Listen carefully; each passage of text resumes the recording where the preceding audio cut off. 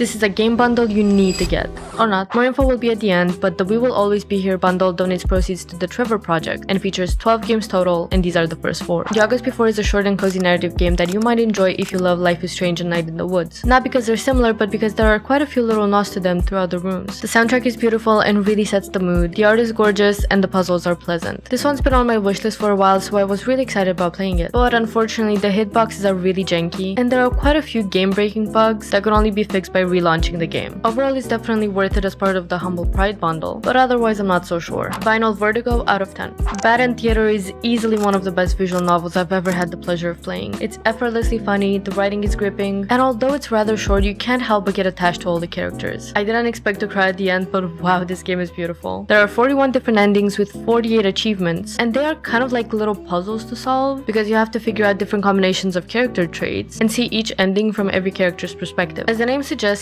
the endings are bad, but can you find a good one? I don't play many visual novels, but the Humble Bundle Pride collection is honestly worth it just for Bad End Theater alone. Best End Theater out of 10. Harmony the Fall of Reverie is a visual novel from Donut, so I had high expectations that it sadly didn't deliver on. Every aspect of it is just okay, nothing really jumps out. It's heavily focused on player choice, which is great, but the way it's implemented completely breaks the immersion. Basically, you have this node tree, and you can sometimes see in the future a little bit to see the consequences of your actions, or get an idea of how events will unfold. But you have to keep switching between the dialogue scenes and the node tree, plus transitioning between two worlds when it doesn't feel like you've even gotten to experience the action you chose. It's visually beautiful and the plot is interesting, but I'm yet to be into it. Chaos out of 10. Tavern Talk is an interesting visual novel that takes inspiration from D&D, from character designs to music and writing. It's got a very slow start, but after around 1 to 2 hours, you'll be able to tell if it's for you once you meet more of the characters. The dialogue is humorous, the atmosphere is very cozy and medieval-like, and the gameplay is minimal, consisting of mixing drinks according to orders, chatting with customers, and connecting rumors in order to create quests for adventurers. This game has multiple endings, but it's not clear how to achieve them, because the only choice you get to make is how the drinks are mixed, and that's pretty straightforward. It can take 15 to 19 hours to beat, so there's a decent amount of playtime. Vampire Sunscreen out of 10. This game bundle is valued at over 150 euros, and you can pay what you want. The higher the amount, the more games you get, but there are only 2 tiers, with the cheapest being around 8 euros for these 5 items, or 12 euros for all 12. 11 of the items are games, while one is a 90% off coupon for another game. You can adjust your donation amount to set how much goes to publishers versus Humble Bundle and the charity. In the next video, we're gonna take a look at 4 more games from the Humble Bundle Pride collection.